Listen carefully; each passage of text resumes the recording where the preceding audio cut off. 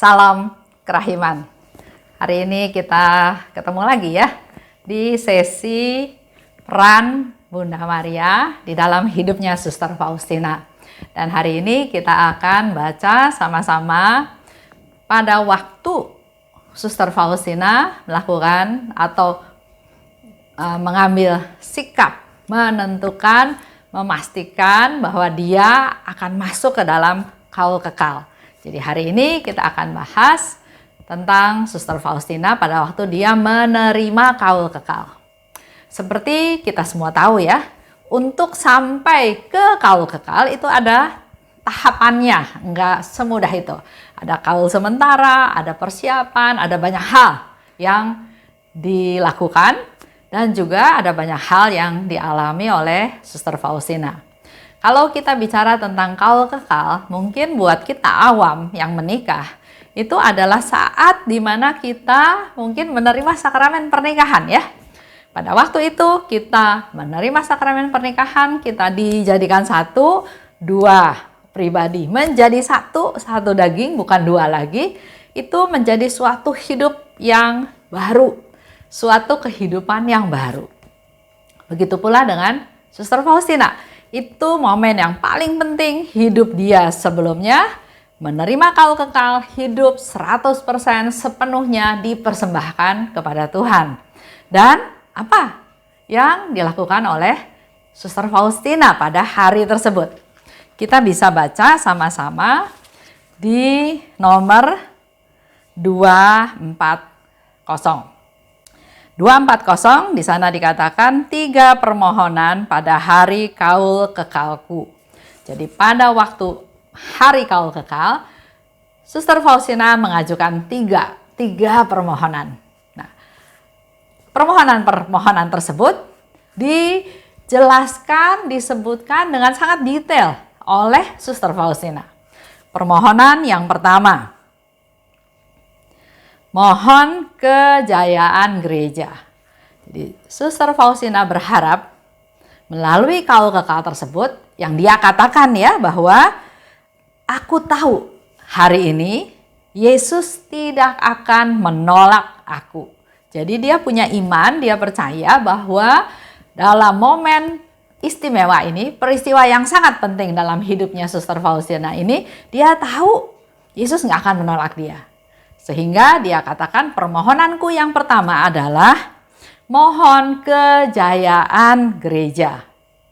Khususnya dia sebut dengan spesifik, bukan seluruh dunia selesai ya, tapi dia sebut dengan spesifik yaitu khususnya gereja-gereja di Rusia dan Spanyol. Mungkin di masa itu gereja-gereja di sana sedang dalam pergolakan, dalam permasalahan. Sehingga Suster Faustina dengan peka, dengan jeli, dia berdoa untuk kejayaan gereja, khususnya untuk 2 negara tersebut. Mohon berkat untuk Bapak Suci Pius ke-11 dan para klerus. Jadi pada waktu itu yang menjadi Bapak Paus adalah Pius ke-11. Dan kita berdoa untuk Bapak Suci. Begitu pula dengan kita semua, umat Katolik yang ada di seluruh dunia, kita perlu berdoa untuk Bapak Paus. Dengan posisinya yang tinggi, dengan banyak masalah yang harus dihadapi, dengan banyak ya pro kontra ya juga ada terhadap juga Bapak Paus Fransiskus sekarang. Selalu ada. Bukan masalah, zaman Yesus juga ada pro kontra. Ada yang senang sama Yesus karena Yesus melakukan penyembuhan, memberikan pengajaran, membawa kabar baik, mengajarkan atau memberitahukan pentingnya pertobatan dan juga kehidupan kekal. Tapi ada juga yang gak suka sama Yesus. Kaum Farisi, kaum Saduki, para imam kepala gak suka. Jadi dalam hidup ini wajar kalau ada yang suka dan gak suka. Nah, yang penting kita jangan ikut-ikutan. Jangan ikut-ikutan memperkeruh suasana, tapi mari kita belajar menjadi pembawa damai. Kalau nggak suka, kita berdoa. Berdoa supaya segala sesuatunya bisa menjadi lebih beres. Bukannya malah diekspos, dipermasalahkan yang sebetulnya juga nggak tahu masalahnya, tapi ikut-ikutan ribut. Yang berikut dia katakan, mohon rahmat pertobatan dari pendosa yang tidak mau menyesal. Jadi ada pendosa yang jelas dia berdosa, tapi dia nggak mau menyesal. Dia nggak menyesal. Dia melakukan dosa, tapi dia nggak menyesal. Jadi nggak masuk ke pertobatan. Nah, Suster Faustina bukan mendiamkan orang yang seperti itu, tapi berdoa untuk mereka pendosa yang nggak mau menyesal. Salah satu caranya kita tahu juga ya, berdoa koronka. Dengan mendoakan dia doa koronka, maka secara tidak langsung kita sedang mendorong dia kepada Yesus. Berdoa juga mohon berkat istimewa untuk para imam yang akan mendengar pengakuan dosanya Suster Faustina sepanjang hidup dia. Karena dalam cerita-cerita di diary, kadang dia mengaku dosa kepada satu romo, di mana romo tersebut nggak ngerti apa yang dikatakan oleh Suster Faustina. Padahal dia butuh bimbingan, butuh support, butuh nasihat ya. Nah, hal ini dia nggak peroleh dari pastor tersebut. Oleh sebab itu, Suster Faustina berdoa untuk para pastor yang nanti akan memberikan sakramen tobat kepadanya, yang akan mendengarkan pengakuan dosanya supaya diberi pencerahan, supaya diberi rahmat istimewa. Itu permohonan yang pertama. Permohonan yang kedua, mohon berkat buat kongregasi. Kongregasi komunitasnya Suster Faustina, di mana dia hidup, dia bertumbuh, dia beraktivitas supaya kongregasinya dipenuhi dengan semangat yang berkobar-kobar. Jadi bukan yang melempem. Karena kongregasi Suster Faustina itu adalah kongregasi Bunda Maria Berbelas Kasih, di mana salah satu tujuan utama dari pembentukan kongregasi ini juga adalah mendidik, menyelamatkan, merehab para gadis dan wanita yang kelakuannya nggak betul dalam hidupnya. Jadi direhab, dari sisi rohaninya juga diberi keterampilan-keterampilan. Supaya pada waktu nanti dia meninggalkan biara, meninggalkan kongregasi, dia kembali ke masyarakat, dia nggak berbuat dosa lagi. Dia nggak membuat Yesus sedih lagi. Itu pun ada ya di dalam permohonannya. Selain itu, Suster Faustina juga berdoa untuk muder jenderal, untuk muder pembimbing, untuk para novis dan juga para superior. Jadi semuanya dia perhatikan, dia pedulikan. Dengan sangat detail dia panjatkan dan dia yakin Yesus tidak akan menolak doa-doanya. Juga dia mohon berkat untuk orang tuanya. Limpahkanlah rahmat untuk para siswi, supaya kalau mereka meninggalkan rumah kami, rumah retret tersebut, rumah kongregasi tersebut, mereka nggak berbuat dosa lagi ya, seperti yang tadi saya katakan. Dan itu dijadikan satu wujud doa oleh Suster Faustina pada waktu dia hari kaul kekal. Juga nggak lupa Suster Faustina berdoa mohon berkat untuk tanah airku, lindungi dari serangan musuh.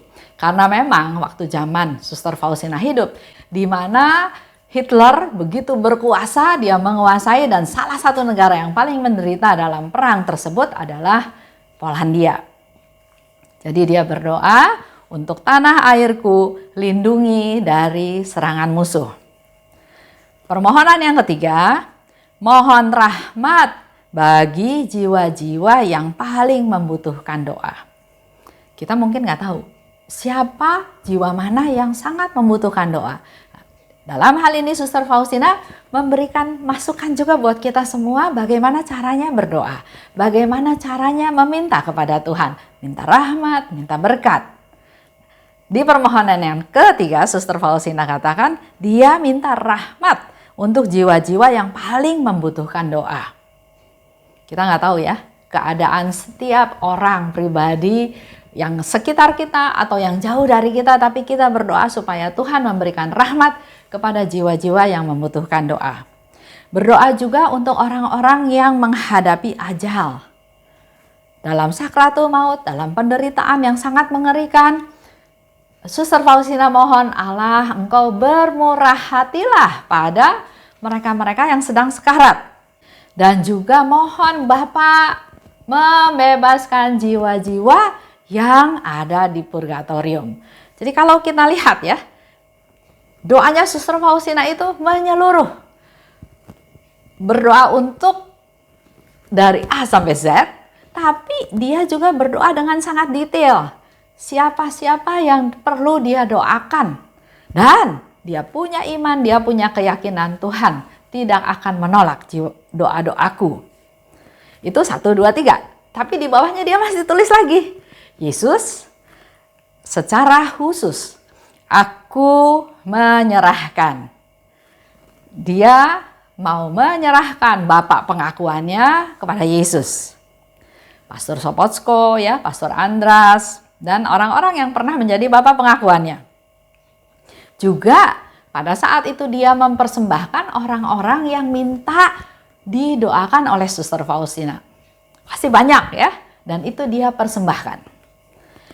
Juga untuk Pastor Andras, untuk Pastor Saputra, untuk imam yang kujumpai di Vilnius. Karena pada waktu itu Suster Faustina belum bertemu dengan Pastor Sopotsko. Baru ada vision aja, ada penglihatan bahwa nanti Bapak pengakuan dari Suster Faustina adalah Pastor Sopotsko. Dan dalam hal ini dia sudah berdoa. Berdoa untuk imam yang akan kutemui nanti di Vilnius ya. Dan juga imam titik-titik kalau Bapak Ibu baca di buku ya. Kemungkinan Suster Faustina lupa nama pastor tersebut. Tapi mungkin juga memang tidak mau disebutkan. Tapi dia bilang, saya berdoa juga buat imam itu. Karena saya berhutang budi padanya. Dan kalau dilihat di catatan kaki, di situ ditulis pada waktu Suster Faustina mengikuti retret, dipimpin oleh pastor tersebut dan dia merasakan damai. Dia berutang budi pada pastor tersebut. Dan dia juga berdoa mempersembahkan pastor tersebut kepada Yesus. Dan juga semua orang, dia katakan ya, semua orang yang sudah diserahkan pada doaku. Orang-orang yang didoakan oleh Suster Faustina. Nah, contoh aja saya lakukan ya, sebagai bukan kaul lah ya, tapi sebagai niat aja. Pada waktu saya berumur 65 tahun, nah mulai hari itu saya bilang sama Tuhan, saya mau berdoa satu hari itu untuk satu orang tertentu. Jadi setiap hari saya berdoa satu nama, besok buka lagi satu nama, berikut lagi buka lagi satu nama ya. Yang sekarang ya mungkin sudah lebih dari 50 nama yang saya doakan setiap hari. Itu saya persembahkan secara khusus doa satu orang dan sisanya saya doakan diulang aja seperti di dalam doa Rosario ya, ada 50 butir doa Salam Maria. Nah, itu saya persembahkan. Sedikit contoh aja yang saya katakan. Jadi ya ini saya aja ya. Terserah teman-teman yang lain. Saya membuat gulungan nama. Saya membuat gulungan nama seperti ini. Setiap hari saya ambil satu, saya buka dan saya lihat namanya siapa ya. Nah, ini saya kumpulkan mulai dari tanggal 4 April ya, saya ulang tahun. Jadi setiap hari tambah satu nama, saya ambil dari kaleng tadi dan selanjutnya saya doa untuk 50 nama. Kalau sudah lebih, dan memang sekarang sudah lebih, otomatis yang ke-51 dan sekian saya doakan keesokan harinya. Itu cara saya aja. Karena saya pikir kita punya banyak waktu ya berdoa untuk banyak orang. Dan kita juga mungkin nggak sadar. Pernah saya tanya kalau orangnya saya kenal, saya biasanya saya telepon dia, saya WA, hari ini saya mau doa buat kamu. Mau didoakan apa? Ada yang bilang, ya macam-macam ya, ada yang bilang minta kesehatan, minta kesembuhan, minta untuk anaknya supaya menyelesaikan skripsinya, ya banyak hal ya, tergantung yang mereka minta didoakan. Tapi ada juga satu ibu yang tanya, dalam rangka apa Esther gitu ya. Saya bilang ya ini keinginan saya aja. Saya berdoa setiap hari menambah satu nama. Dalam satu hari 50 nama yang saya sebut dalam doa rosario saya. Itu hanya contoh ya, contoh. Kita lanjut. Yesus, lakukanlah pada hari ini segala sesuatu pada mereka yang kudoakan. Jadi setelah semuanya disebutkan oleh Suster Faustina, dia minta kepada Yesus supaya melakukan sesuatu. Pada hari ini, lakukan sesuatu untuk orang-orang semua yang didoakan, yang dipanjatkan doanya, yang dipersembahkan kepada Yesus. Untuk aku sendiri, nah setelah semuanya ya, dari apa yang tadi kita sudah dengar, untuk aku sendiri, itu permintaan dari Suster Faustina, ubahlah aku. Ubahlah aku sepenuhnya menjadi milikmu. Ego saya fokusnya lama-lama akan hilang. Ubahlah aku agar sepenuhnya menjadi milikmu. Jadi mempersembahkan, memberikan kehendak bebas kita kepada Tuhan. Dan mohon supaya ada semangat kudus untuk memuliakanmu. Jadi Suster Faustina minta diubah. Dan yang kedua supaya dia bisa terus memuliakan Tuhan. Berilah aku rahmat dan kekuatan rohani untuk melakukan kehendak kudus-Mu dalam segala sesuatu. Aku sudah jadi milik-Mu. Mampukan aku Tuhan untuk melakukan apa yang Engkau kehendaki. Kehendak kudus-Mu. Dari semuanya itu, Suster Faustina merangkum dalam satu doa bersyukur kepada Tuhan. Syukur kepadamu atas perkenanmu dan atas panji-panji rajawi yang mulai hari ini akan menghiasi aku. Panji-panji rajawi yang akan menghiasi aku. Bahkan malaikat juga nggak bisa merasakan itu, yaitu salib, pedang, dan mahkota duri. Malaikat nggak bisa memiliki hal tersebut.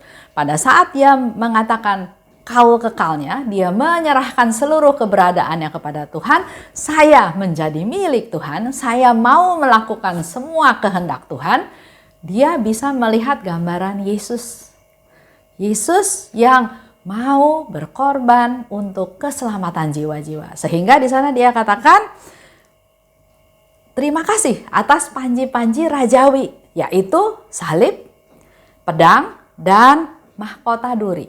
Dia berterima kasih atas segala hal yang nanti dia akan terima, yang bahkan malaikat pun nggak bisa memilikinya. Di atas semua itu, aku bersyukur atas hatimu. Buat Suster Faustina, dia sangat bersyukur atas hatinya Yesus saja. Hati Yesus yang Maha Rahim, itulah yang menggantikan segala sesuatu bagiku. Buat Suster Faustina, segala hal itu nggak penting lagi karena dia diberi hatinya Yesus. Itu yang penting. Itulah segala sesuatu dari segala hal, fokus kehidupan Suster Faustina. Dia bilang, dari atas semua itu aku bersyukur atas hatimu, atas hatinya Tuhan Yesus. Setelah dia bersyukur kepada Tuhan, dia ingat bundanya, Bunda Maharia. Dikatakan, Bunda Allah, Maria yang amat suci. Bundaku, kini engkaulah bundaku yang sangat istimewa. Satu keyakinan bahwa Bunda Maria adalah bundaku. Bunda Maria adalah ibuku yang sangat istimewa.